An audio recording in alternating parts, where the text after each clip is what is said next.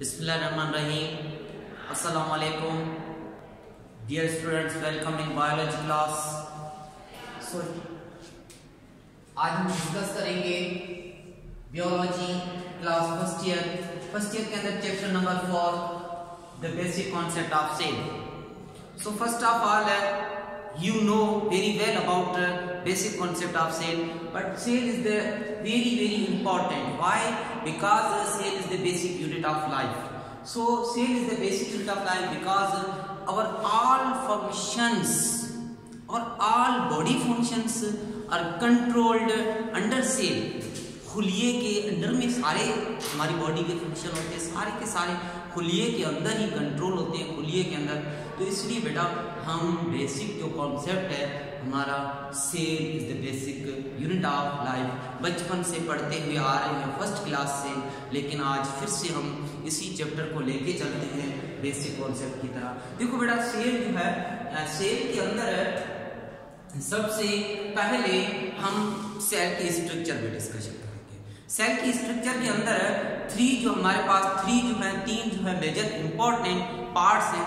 इसके अंदर देखते हैं, देखो ये हमारे पास फर्स्ट जो है, इसी को हम कहते हैं सेल मेम्ब्रेन, यानी सेल के बाहर जो कवरिंग, बाहर जो सेल की खुलिये की दीवार जो है, इसको हम सेल मेम्ब्रेन कहते हैं। उसके बाद देखिए सेल के इंटरनल तरफ चले जाते हैं। देखो ये सेल का जो सेंटर पार्ट है, ये हमारा जो है, ये इसको हम क्या कहते हैं, इसको हम न्यूक्लियस कहते हैं। ठीक है, न्यूक्लियस यानी मरकज, न्यूक्लियस को हम क्या कहते हैं, मरकज कहते हैं। देखो यानी सेल का सेंटर, ये दो पार्ट हो गए। जो तीसरा पार्ट जो है, इसी को हम कहते हैं साइटोप्लाज्म। यानी जब भी हमसे कोई सवाल आता है basic structure of cell, cell की खुलिये की बेसिक स्ट्रक्चर क्या है, खुलिये की बेसिक स्ट्रक्चर 3 पार्ट्स में मुश्तमिल है।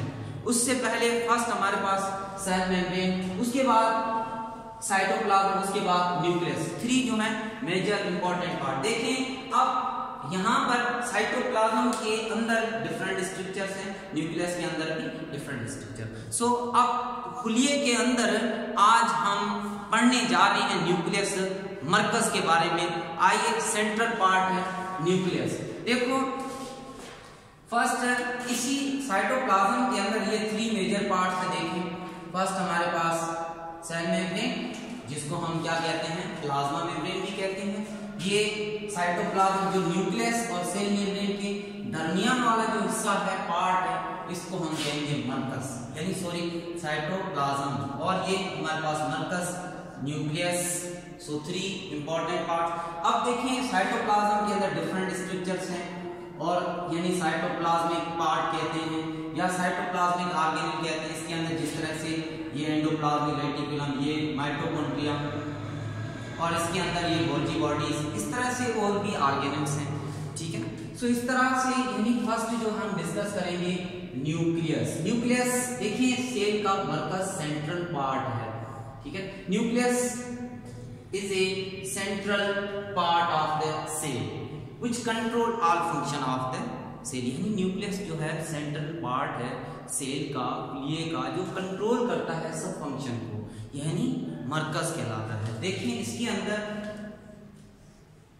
अब देखो यहां से सेल के अंदर न्यूक्लियस यहां से बड़ा करके दिखाया गया है स्ट्रक्चर के हवाले से। So how we first of all define the nucleus, हम खुलिये को किस तरह से डिफाइन करेंगे। देखिए, और खुलिया जो है basic unit of life cell. ठीक है, बेसिक यूनिट ऑफ लाइफ क्यों कि जितने भी फंक्शन बॉडी के अंदर हो रहे हैं, जितने भी हम दिन बाय दिन काम कर रहे होते हैं, सुबह से शाम तक जितने भी फंक्शन होते हैं, वो सारे के सारे यानी फंक्शन होते हैं खुलिये के अंडर में, यानी खुलिये। अब देखिए खुलिये के अंदर न्यूक्लियस का क्या किरदार है, क्या रोल है हमारी लाइफ के अंदर न्यूक्लियस का। सो अब देखिए, आइए nucleus is A double membranosus central organelle. देखो न्यूक्लियस जो है डबल मेम्ब्रेनियस, यानी 2 मेम्ब्रेन्स है, 2 कवरिंग है। यहाँ पे देखिए एक जो है हमारे पास इनर, एक आउटर, इस तरह से। सो यहाँ पे देखिए ये हमारे पास इस तरह से, इसी को हम कहते हैं इनर मेम्ब्रेन, इनर मेम्ब्रेन, क्योंकि डबल मेम्ब्रेनियस ऑर्गेनिज्म है। देखें, this is the outer membrane. So इस तरह से इनर एंड आउटर, यानी डबल मेम्ब्रेनियस ऑर्गेनिज्म हो गया न्यूक्लियस। ऑर्गेनिज्म माने सब सेल्यूलर स्ट्रक्चर, सेल का पार्ट, खुलिए का हिस्सा, इसको हम ऑर्गेनिज्म कहते हैं। सो न्यूक्लियस जो है, न्यूक्लियस क्या है? एक ऑर्गेनिज्म है, एक पार्ट है सेल का, सेंट्रल, क्योंकि सेल के बिल्कुल सेंटर में दरमियान होता है, इसलिए हम कहते हैं सेंट्रल। और डबल मेम्ब्रेनियस, देखो 2 लेयर्स हैं, आउटर है और इनर लेयर। सो उसके बाद देखिए, controller all function of the cell. Nucleus जो है जितने भी फंक्शंस सेल के अंदर, खुलिए के अंदर हो रहे, मिसाल तो रेस्पिरेशन, डाइजेशन, जितने भी फंक्शन होते हैं उन सब को कंट्रोल जो करता है न्यूक्लियस करता है, यानी मरकज पार्ट। तो इसलिए हम कहते हैं इसको, और अल्फाजों में हम इसी को हम कहते हैं ब्रेन ऑफ सेल। यही है सेल का पार्ट, जो यानी सेल का ब्रेन है। क्योंकि सेल के अंदर जिस तरह से घर के अंदर अम्मी होती है, यानी अम्मी क्या करते हैं सबको, यानी कि कौन सी चीजें किस तरह से सिस्टम को चलाना है घर में, इस तरह से यानी यहाँ से सेल के अंदर जितने भी फंक्शन होते हैं, रेस्पिरेशन, कौन से ऑर्गेन को इंफॉर्मेशन देनी है, कहाँ से कौन सा सिस्टम कैसे कंट्रोल करना है, ये सारे न्यूक्लियस कंट्रोल करता है। सो इसलिए हम कहते हैं न्यूक्लियस को हम ब्रेन ऑफ सेल कहते हैं, ठीक है ना। क्यों? क्या न्यूक्लियस के अंदर जितने भी फंक्शन होते हैं उन सबको यानी कंट्रोल करता है ये न्यूक्लियस करता है। सो आइए अब देखें, this is the definition of nucleus. Double membranous bounded central organelles that controls all function of the cell. जितने भी यानी सेल के फंक्शन होते हैं उन सबको कंट्रोल करता है। इसको हम और अल्फाजों में ब्रेन ऑफ सेल भी कहते हैं, और इसको हम कैरियन भी कहते हैं, कैरियन, इसको हम लिख लेते हैं कैरियन। ओके, सो ये अदर नेम्स हैं nucleus. Okay, so this the structure of nucleus.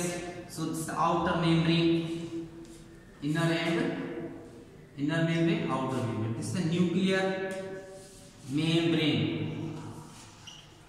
Nucleus के बाहर जो आउटर कवरिंग है, जिसको हम नाम देते हैं nuclear membrane first. So structure of nucleus is Oval shaped. देखो ओवल शेप, ओवल मींस अंडे की तरह, यानी स्फेरिकल। ये जो है ओवल शेप स्ट्रक्चर, इस तरह से इसको किसने बताया? ओवल स्ट्रक्चर है, राउंड स्ट्रक्चर है। एक साइंटिस्ट है जिसका नाम है रॉबर्ट ब्राउन 1831 के अंदर ऑर्चिड सेल से इसने क्या किया? सेल के अंदर न्यूक्लियस को, मरकज को डिस्कवर किया, यानी कहां से? ऑर्चिड सेल से। कब? 1839 के अंदर। ये हमें याद रखना है। सो Robert brown said nucleus is an spherical Oval shape, अंडे की तरह शेप है, स्ट्रक्चर्स है, जिस तरह से ये बनी हुई है, लाइक दिस एग की तरह, घर में जिस तरह से अंडा, इसी तरह से न्यूक्लियस है। So this the outer membranes of nucleus called nuclear membrane. अब न्यूक्लियर मेम्ब्रेन के अंदर के पार्ट देखिए, न्यूक्लियस के अंदर इस तरह से, यहाँ पे देखो ये फ्लूइड भरा होता है। देखो न्यूक्लियस के अंदर क्या है? फ्लूइड होता है, एक लिक्विड टाइप जेली टाइप, यानी फ्लूइड। जिस तरह से यहाँ भी साइटोप्लाज्म के अंदर फ्लूइड है, इस तरह से इस फ्लूइड को हम कहते हैं nucleoplasm. Plasm means fluid, liquid, और nucleo means nucleus. It means fluid of nucleus. Nucleus के अंदर एक पानी की तरह एक लिक्विड भरा होता है, ठीक है, और उसके अंदर इस तरह से ये जो स्ट्रक्चर है, जिसको हम कहते हैं क्रोमेटिन नेटवर्क। एक धागेनुमा, एक थिन पतले से, यानी ये स्ट्रक्चर्स हाईली कॉम्प्लेक्स स्ट्रक्चर्स, जिसको हम नाम देते हैं क्रोमेटिन नेटवर्क। देखो क्रोमैटिन्स नेटवर्क्स। और इसी के अंदर ये देखें स्ट्रक्चर्स कंटेंट्स, इसी के अंदर ये क्या है, ये हमारे पास, इसको हम नाम देते हैं न्यूक्लियोलस। न्यूक्लियोलस यानी न्यूक्लियोलस क्या है, न्यूक्लियोलस जो है ये है न्यूक्लियस के अंदर, यानी न्यूक्लियस का सेंट्रल पार्ट, ठीक है। और न्यूक्लियस क्या है, न्यूक्लियस सेल का सेंटर। जिस तरह से यहाँ पे आइए, ये है सेल, सेल के यानी सेंटर में न्यूक्लियस है, और न्यूक्लियस के सेंटर में क्या है, न्यूक्लियोलस। हम डिफाइन करते हैं, देखिए nucleus is a centre of cell and nucleolus is a centre of nucleus. देखो दो टर्म्स है, इनको मिक्स नहीं करना है। न्यूक्लियोलस न्यूक्लियस का पार्ट है और न्यूक्लियस सेल का पार्ट है। अब देखिए इसके अंदर न्यूक्लियर मेम्ब्रेन्स, कैरियोलिम्फ, ये पूरा एक फ्लूइड है, दिस इज द कैरियोलिम्फ। अगर न्यूक्लियस के अंदर फ्लूइड भरा हुआ है जिसको हम नाम देते हैं कैरियोलिम्फ, और न्यूक्लियस से बाहर है, इस फ्लूइड को हम नाम देते हैं साइटोप्लाज्म। यानी सेल न्यूक्लियस के बाहर का फ्लूइड है जिसको हम साइटोप्लाज्म कहते हैं, और न्यूक्लियस के अंदर फ्लूइड है जिसको हम नाम देते हैं न्यूक्लियोप्लाज्म। न्यूक्लियोप्लाज्म को हम क्या देते हैं और नाम से, यानी कैरियोलिम्फ, क्योंकि न्यूक्लियस का दूसरा नाम जो है कैरियो है, और लिम्फ का मतलब है फ्लूइड। लिम्फ का मतलब क्या है, फ्लूइड, और karyo means nucleus, it means fluid of nucleus. Then ये क्या हमारे पास, न्यूक्लियोलस। आइए अब इस क्रोमैटिन नेटवर्क देखें, जिस तरह से हमारा सेल साइकिल होता है, इसके अंदर सेल साइकिल के अंदर एक सेल डिवाइड होता है दो सेल के अंदर। देखो कितने सेल के अंदर, दो सेल के अंदर। देखो ये हमारे पास डॉटर सेल, ये डॉटर सेल, इसको हम क्या कहते हैं, पेरेंट सेल। अब देखो इसके अंदर सेल साइकिल के वक्त दो स्टेप्स होते हैं। देखो ये सेल है, इसके अंदर एक जो हमारे पास, इसको हम पूरे को कहते हैं इंटरफेस। इंटरफेस कहते हैं, इंटरफेस को हम कहते हैं नॉन डिविजनल फेज कहते हैं, नॉन डिविजनल फेज कहते हैं। दूसरा है हमारे पास माइटोसिस, ठीक है, यानी डिविजनल फेज, डिविजनल फेज। अब यहां पे सोचने की बात है, समझने की बात है, इसके अंदर क्या होता है, ये क्रोमैटिन नेटवर्क जो है, ये नॉन डिविजनल फेज के अंदर क्या होता है, क्रोमैटिन नेटवर्क होता है, इसको हम क्या कहते हैं, क्रोमैटिन नेटवर्क। अब इसके अंदर क्या है, नॉन डिविजनल है, लेकिन क्या है, सेल जो है अपने आप को प्रिपेयर करता है डिवाइड होने से पहले। इसके अंदर क्या है, जब प्रिपरेशन होती है यानी फॉर डिविजनल के मैच्योरेशन के लिए, तो ये क्रोमैटिन नेटवर्क जो होते हैं, इसके अंदर और जो पार्ट होते हैं वो क्या है, कंटेंट्स होना शुरू होते हैं। ये न्यूक्लियर इस तरह से बालों की तरह स्ट्रक्चर्स, ये अपने आप को कंडेंस कर देती हैं, और उसके बाद क्या है, इस फेज के अंदर ये जो धागे हैं ये चेंज हो जाते हैं। किस तरह से चेंज होते हैं, इसमें क्रोमोसोम्स के अंदर। सो these are chromatins network fibers। देखो ये एक फाइबर की तरह, फाइबर्स की तरह ये क्रोमैटिन्स नेटवर्क्स, ये इसके अंदर चेंज हो जाते हैं, इसके अंदर इस तरह से, यानी ये सेल है, इसके अंदर लाइक ये न्यूक्लियस, इसके अंदर इस तरह से स्पेशल थ्रेड्स के अंदर, स्पेशल थ्रेड्स के अंदर एक खास किस्म के धागे, ये देखो स्पेशल थ्रेड्स, स्पेशल थ्रेड्स की तरह बन रहे, ठीक है, स्पेशल थ्रेड्स की तरह, जिसको हम नाम दे रहे हैं chromosomes, chromosomes. So during cell division, during cell division है क्रोमैटिन नेटवर्क। देखो क्रोमैटिन नेटवर्क जो है, so highly complex chromatin networks are changed into chromosomes during cell division.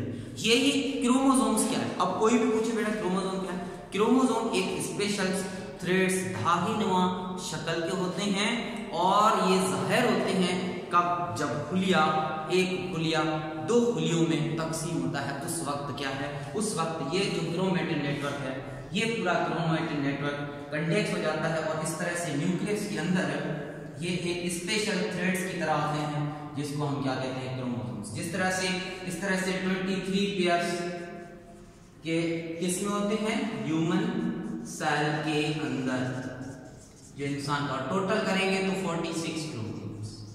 Okay, सो देखो अब इसका इंपॉर्टेंट और थर्ड हमारे पास फोर्थ जो है न्यूक्लियोलस। न्यूक्लियोलस क्या है, इसको हम कहते हैं factory of ribosomes, factory of ribosomes. ठीक है, क्योंकि राइबोसोम्स यानी राइबो न्यूक्लिक एसिड्स आरएनए मुख्तलिफ किस्म के बनते हैं वो किससे, न्यूक्लियोलस के अंदर। न्यूक्लियोलस का क्या काम है, न्यूक्लियोलस सेंट्रल पार्ट इसका हो गया न्यूक्लियस का, और क्या कर रहा है, आरएनए बना रहा है मुख्तलिफ किस्म के, और यानी ये जो है प्रोटीन फॉर्मेशन के अंदर हेल्प कर रहा है। So today we discuss about basic concept of cell and nucleus. Nucleus के अंदर देखें 4 इंपॉर्टेंट पार्ट।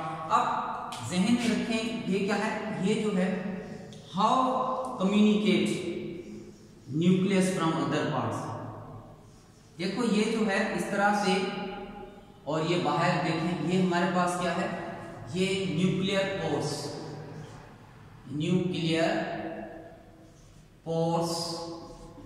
यानी न्यूक्लियर पोर्स। न्यूक्लियस के अंदर देखें बाहर जो न्यूक्लियर मेम्ब्रेन है, इस मेम्ब्रेन के अंदर पोर्स होते हैं, छोटे छोटे सुराख होते हैं, और बारीक से इसके अंदर क्या होता है, यहां से देखें इस तरह से ट्रांसपोर्टेशन का अमल होता है, यानी मुख्तलिफ किस्म के सब्सटेंस जो हैं इस तरह से साइटोप्लाज्म से न्यूक्लियस की तरफ जा रहे हैं और न्यूक्लियस से बाहर की तरफ।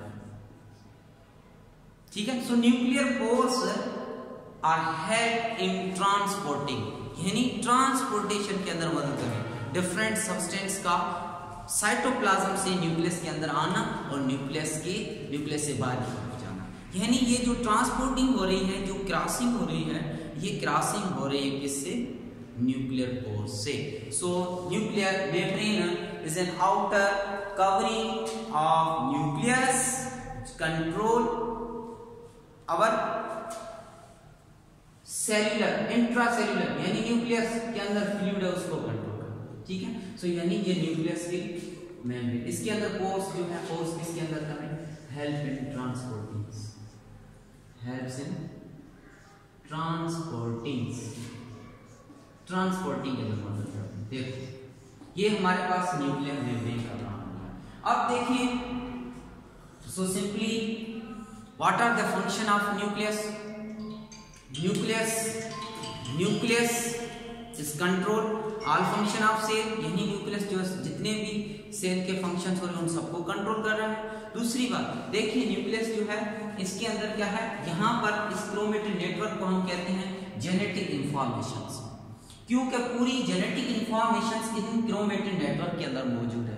देखो ये जेनेटिक इंफॉर्मेशन इस तरह से, ये क्रोमोसोम्स है, एक क्रोमोसोम्स को हम इस तरह से बाहर निकाल के रखते हैं, इस तरह से देखें, ये हमारे पास एक किस्म का ये क्रोमोसोम्स, ये क्या है, क्रोमोसोम्स। सो देखें the main and important most important function of nucleus it means store। Nucleus के अंदर क्या है, जेनेटिक मटेरियल जो है स्टोर है किसकी फॉर्म में, इन क्रोमेटिन नेटवर्क भागों के अंदर। ये देखो इसको हम क्या कहते हैं, सेंट्रोन कहते हैं। इसके अंदर ये आर्म्स, इनको क्रोमेटिड्स या हम आर्म्स, देखो ये इस तरह से हम ये सिंपल स्ट्रक्चर्स chromosome।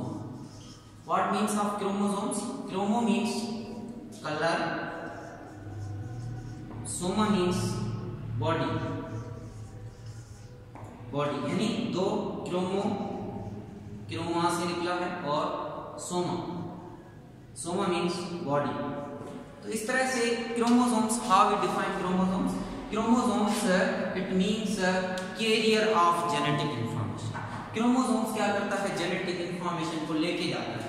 किस तरह से? इस क्रोमोसोम्स के अंदर देखो इस तरह से double stranded molecules is found in chromosomes. What is this?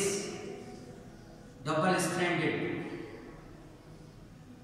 Deoxyribonucleic acid. देखो इसके अंदर क्या है, जिसको हम नाम देते हैं डीएनए। डीएनए यानी deoxy ribo nucleic acids. DNA is found in chromosomes and chromosome is found in chromatin network and chromatin network is found in nucleus। देखो DNA किसमें मौजूद है? क्रोमोसोम्स के अंदर। और क्रोमोसोम्स कहां से आए? क्रोमेटिन नेटवर्क से। और क्रोमेटिन नेटवर्क किसमें भरा हुआ है? न्यूक्लियोप्लाज्म के अंदर, यानी न्यूक्लियस के फ्लूइड के अंदर।